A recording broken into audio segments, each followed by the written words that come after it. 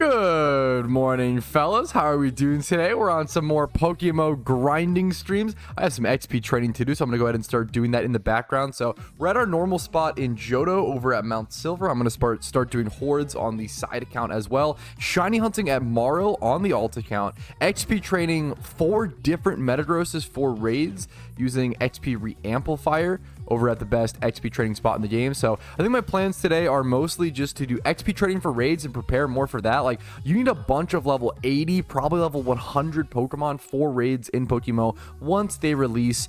We don't have a release date yet. I've been saying and guesstimating that they'll release in June or July based on how long it took them to test the previous mechanic that they tested during an event and then released it like 2 3, which was Alpha Swarms. If you're familiar with Alpha Swarms, we didn't have Alpha Swarms in the game like 2 years ago.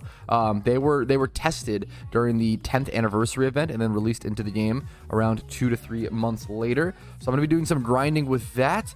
Then I'm also, I might do some breeding for profit. I feel like people really enjoy watching breeding for profit, which is super fair. There's so many interesting things there's just so much to learn with breeding for profit. It's such a ridiculously deep method. There's so many like little quirks, little like GTL searches to keep in mind, different Pokemon, different species, different things to check on, buying your braces with BP, for example. There's tons of stuff like that. So we'll maybe do a little bit of that today.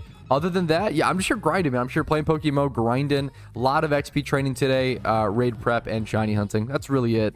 Are the lives numbered to match the recaps? Yes, that is something I changed / added to where on my stream on the title it'll say like live PokeMMO live 109, for example, is today, and that will match up to stream recap 109. So if you ever want to see the full stream or just see the recap, you can connect them a lot easier now, which should be good for sorting and organization. Another thing that I want to start doing for raid prep that I just kind of thought about today is getting more of the storylines defeated on alt accounts. So we might be doing some storyline runs upcoming on some streams. I think being as prepared as possible for raids is just so ridiculously important. I think the rewards from raids are going to be pretty insane, and just the benefits of them they seem insane. So I think getting as much prepped now so you're not spending all the Pokeyen and rush once raids are actually out, I think it's going to help a ton. So I think having alt accounts prepared with multiple storylines done, so you can only do one raid once you beat it, I believe, per account or per character.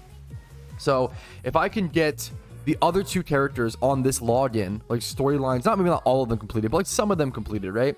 I can use my account box. I can throw in the raid teams into the account box and then use those to also get the extra reward. It's the same with one of the craziest, or if there's a 12th anniversary, that would be insane.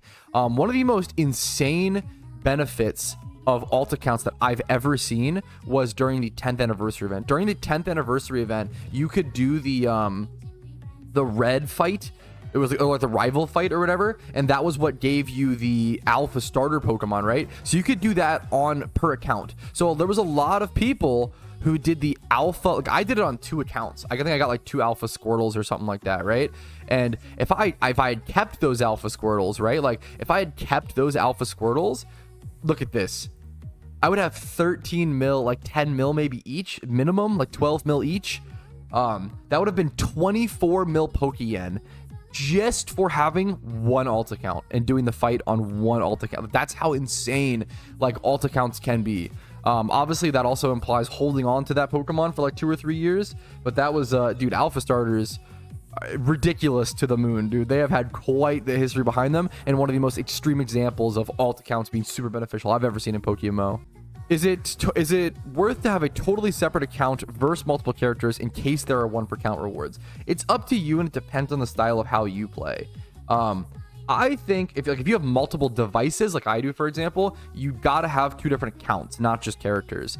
But if you only have 1 device and you really only see yourself playing on 1 device, it's totally fine to go ahead and just have multiple characters on 1 login. I mean, I've been playing the game for long enough to where I have both, right?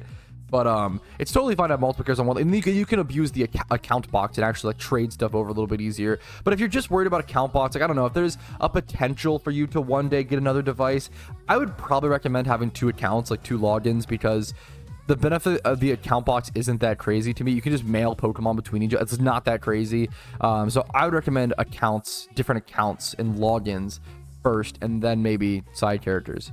I just started playing PokeMMO. What should I do, and what do you recommend? If you're brand new to PokeMMO, my like very, very basic advice would just be to play through these storylines in a very normal way, the way you would play through normal Pokemon. And then whenever you see something that you don't understand, just Google it, and then you slowly start that's a really great natural way to slowly like learn about the game, right? So let's say you're doing the Sinnoh storyline and you see a bunch of like people clouded around these like Clefairy overworld sprites, and you're like, what the hell is that? And then you ask someone in normal chat, like, hey, like what's going on, what is this? And you get like 3 or 4 people that say, I'm doing your mom, shut the fuck up. But you get one person who's actually helpful who says, oh, this is a Clefairy swarm. And you're like, swarm? What's a swarm? And you Google PokeMMO swarms, and then you get like a video explaining it. You do the same thing for alpha swarms, same thing for phenos.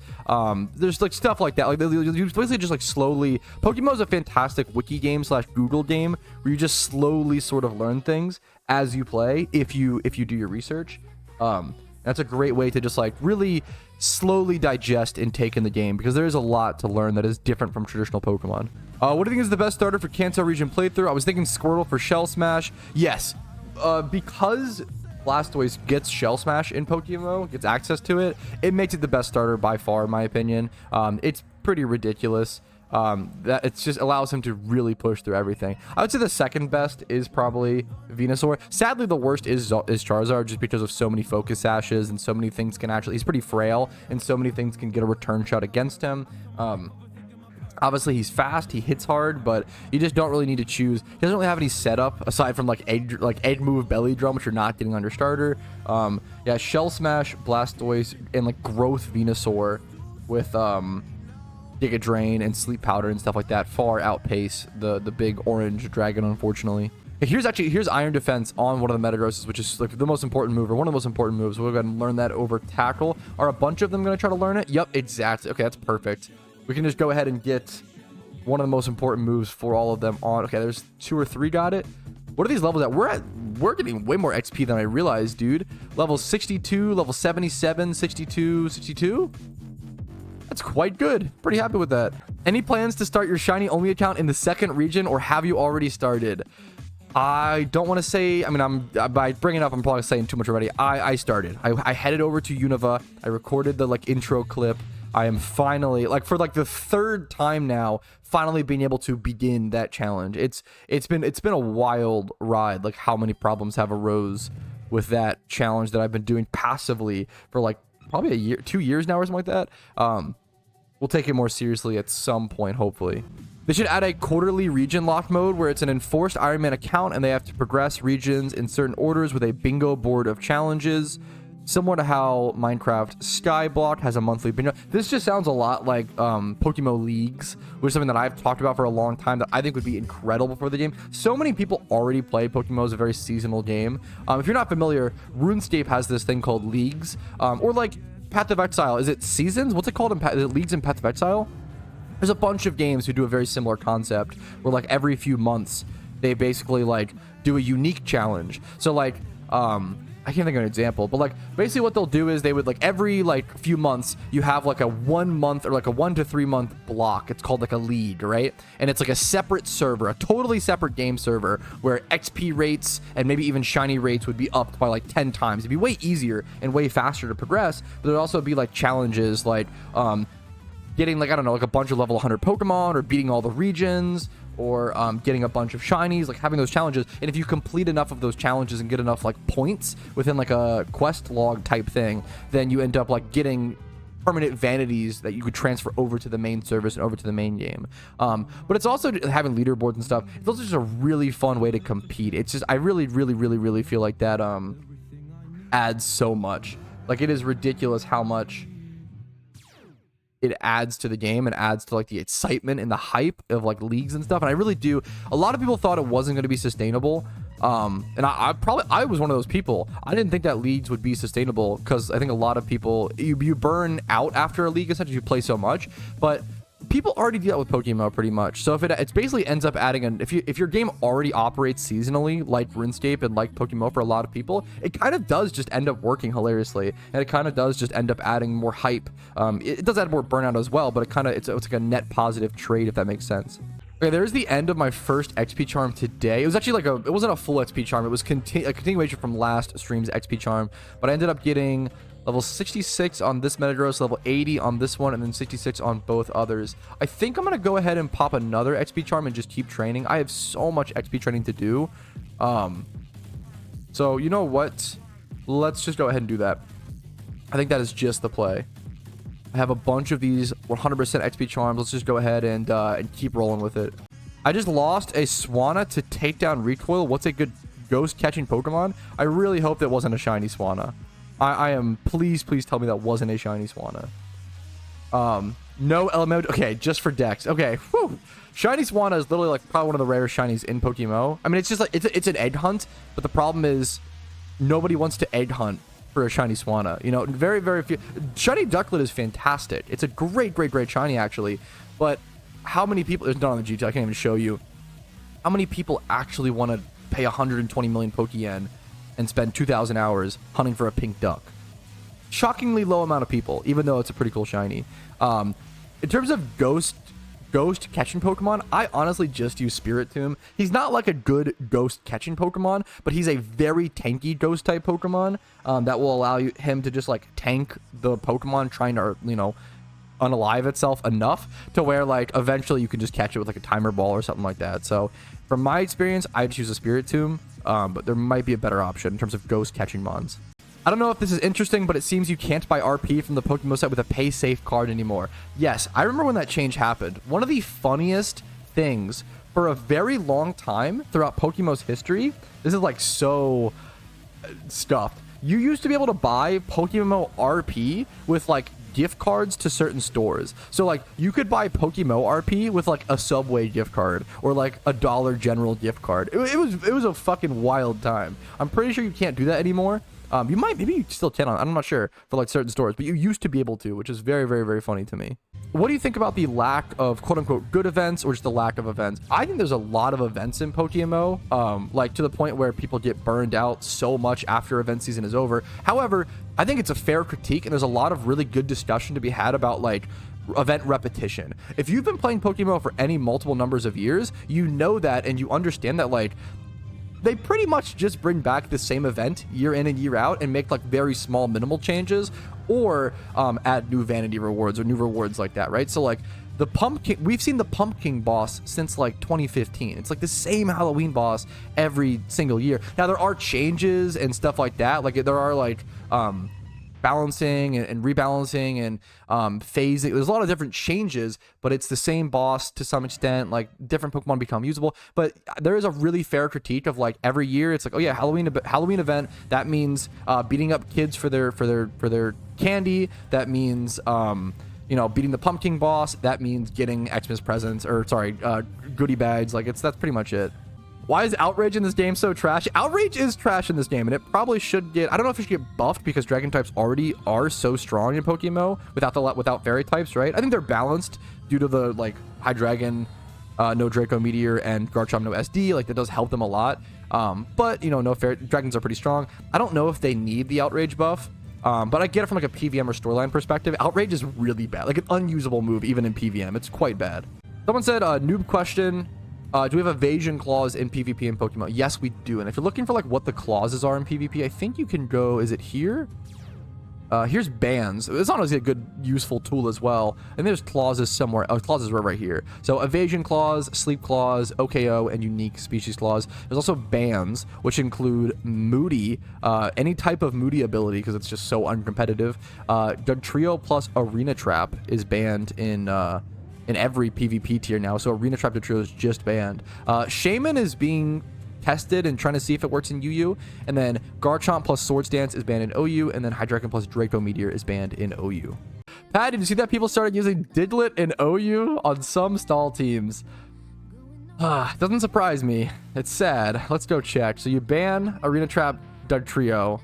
54% win rate, obviously a very small usage rate, but imagine like Diglett getting moved up to UU because of like, oh my goodness, that win rate is crazy for 700 games.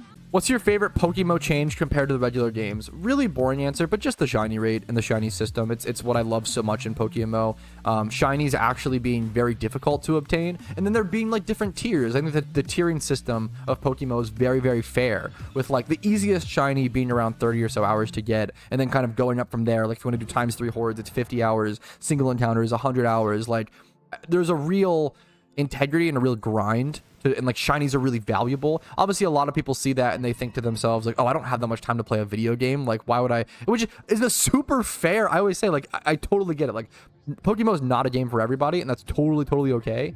But to a lot of people who want to feel that extra value for that time put in, it's perfect. I think it works out super well in my opinion. Pat, what do you think about event raffles for rare vanities rather than loot boxes? It would limit the total number of vanities to however many the devs want to release. I don't know if I love the idea of like the devs bringing vanities into the game via raffles. I'd have to think about that a lot more. I'd have to just think about it a ton. There are a lot of very cool like raffles on the forums for shiny Pokemon. Raffles are a really cool way to sell and possibly gamble or win shiny Pokemon. So for example, let's say you have a, let's bring up the calculator. Let's say you have a shiny, I don't know, Dawn fan that's worth 3 mil because of the IVs, right? What you could do is you could have this Dawn fan worth 3 mil, right? And you could sell, let's say you sell, let's do tickets. Let's say that you sell 100 tickets for 40k a piece to enter this raffle, right? So potentially someone could only pay 40k and win a shiny Dawn fan. That's awesome. But also the person who is selling is going to make 4 mil Pokeyen. So they're actually going to make more Pokeyen on the shiny by putting in more work and effort.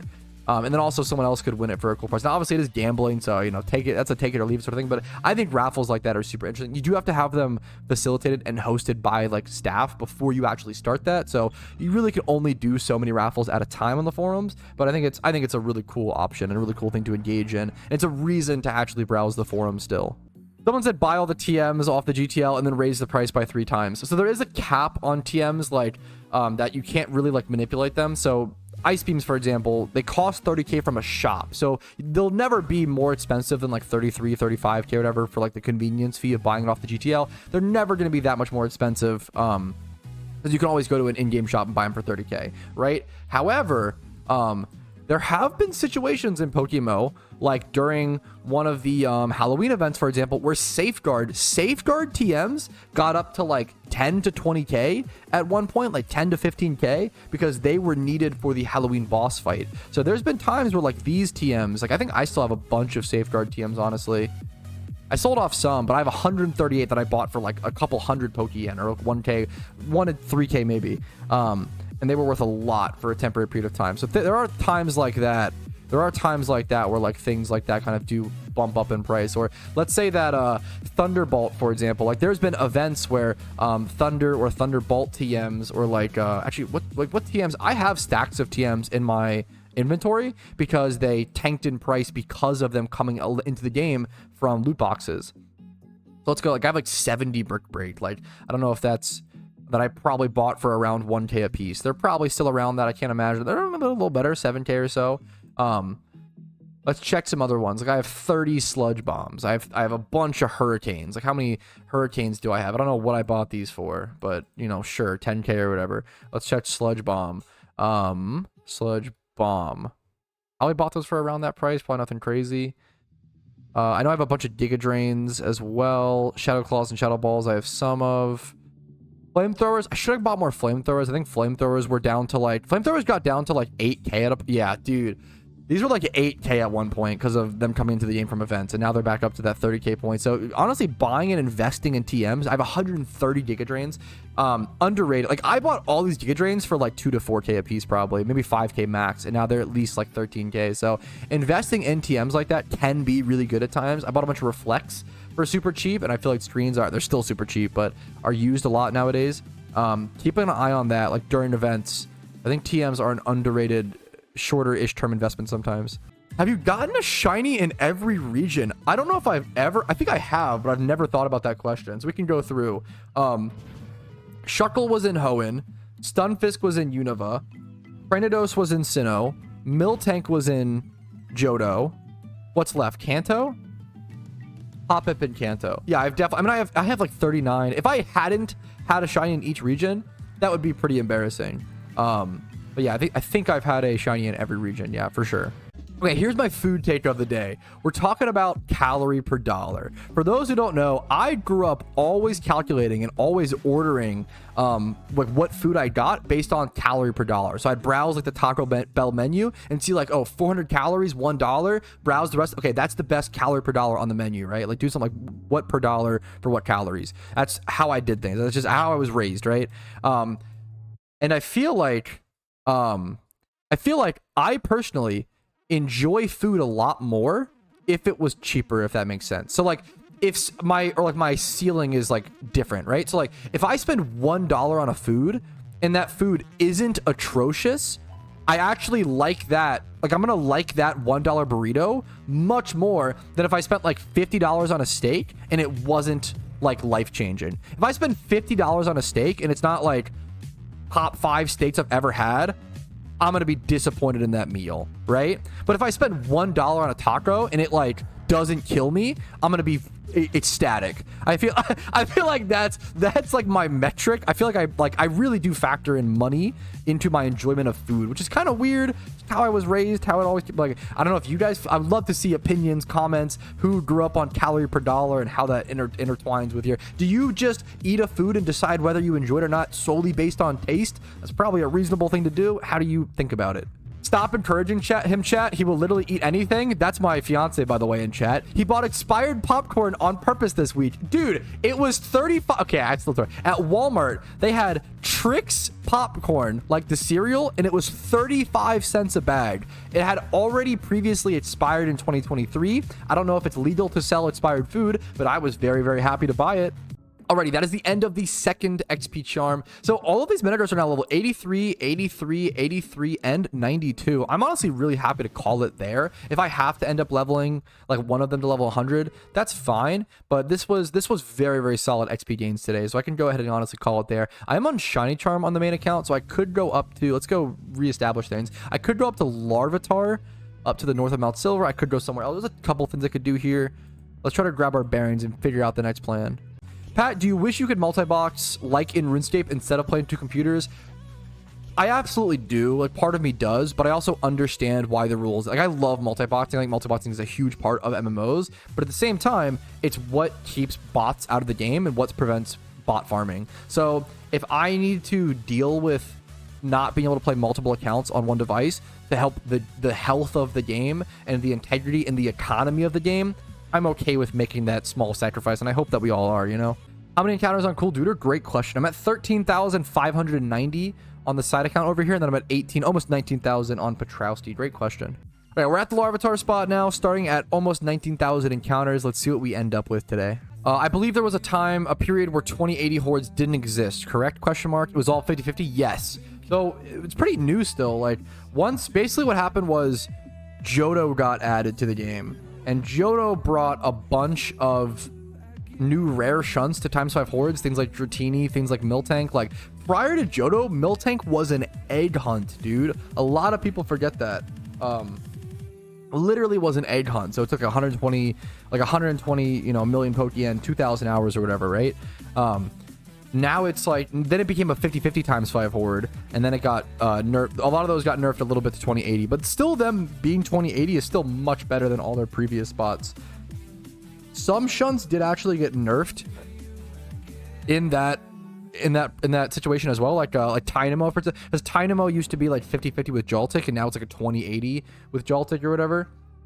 Which, if you don't know, 2080 means 20% chance to get ×5 Dynamo hordes, 80% chance to get Joltik. So whenever I say 2080, it's a percentage of what chance to get. Like this spot, Larvitar and Onyx. Larvitar and Onyx was a 50-50 spot at Johto release. But nowadays, it's a 2080. And the reason, what happened was, I will say this was a huge like drama scandal when this happened, because it does make sense. I have a whole video explaining it and talking about how it's actually good for the game. The player base had a really hard time swallowing this pill.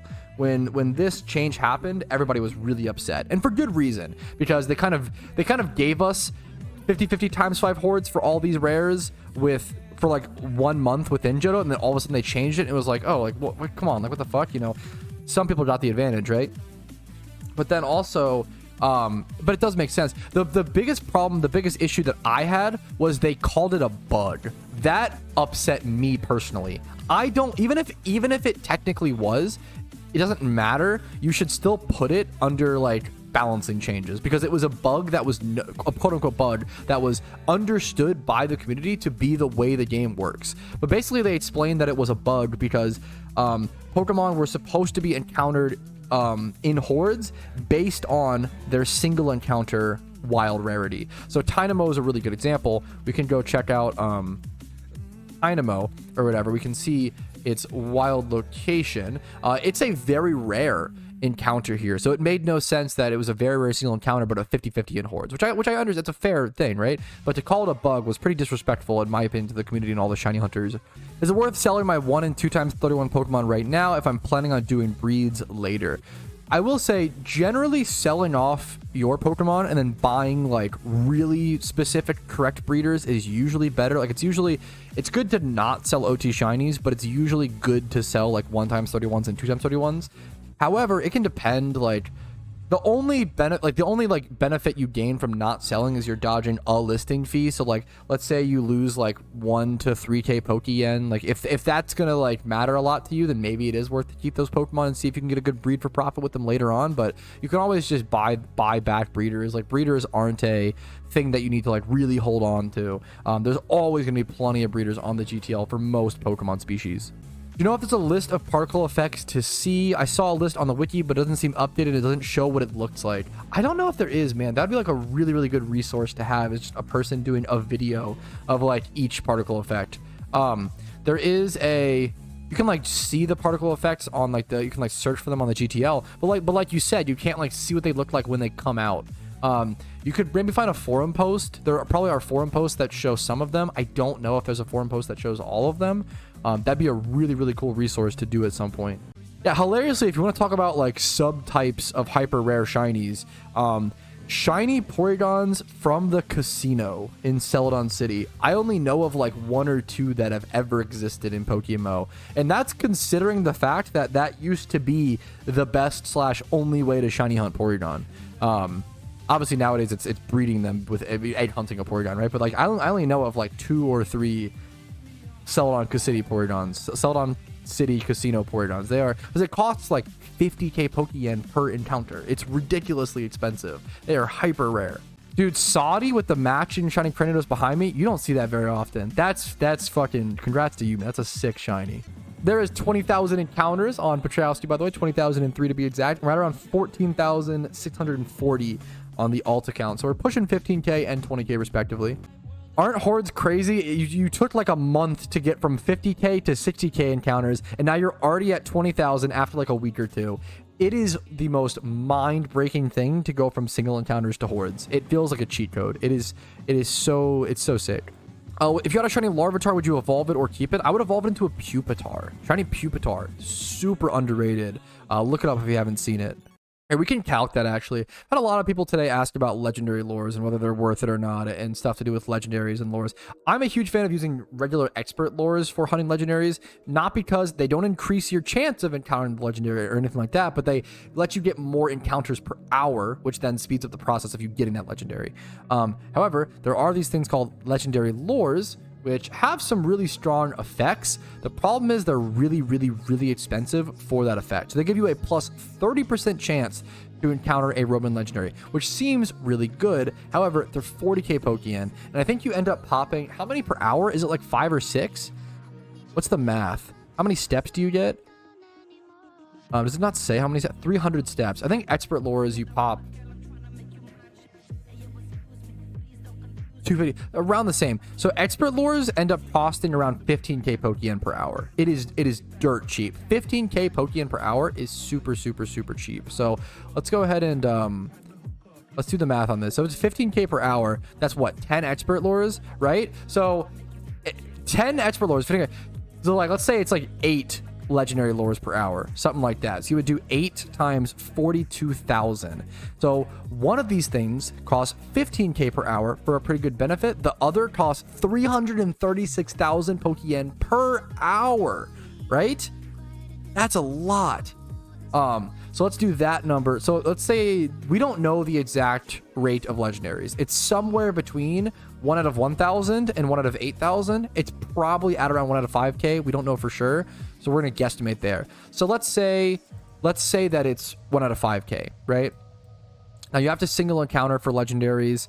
So you should be able to get, with Swarm and with Lures, you should be able to get around 300 encounters per hour, maybe like 280. But let's do it at 300. Let's be generous, right? 300. So 16 hours is the average legendary hunt. So if you're spending, but you're saving 30% of that time. So let's do 16 divided by 3. So you're saving 5 hours. So let's do 11, which would be the amount of hours it would take, times 336,000 Pokeyen. So if you're okay with spending 3.7 million Pokeyen to save 5 hours, then that's worth it to you. But I don't know anyone make it like, so the logistics would be, you'd have to be making 740,000 Pokeyen to be worth per hour, to be worth saving that amount of time, because it's like the expectation cost or whatever, right? I don't know of many people who are making this much Pokeyen. Legendary lures are financially not worth it. If you want to use them for fun, more power to you. Statistically and financially, they are not worth using.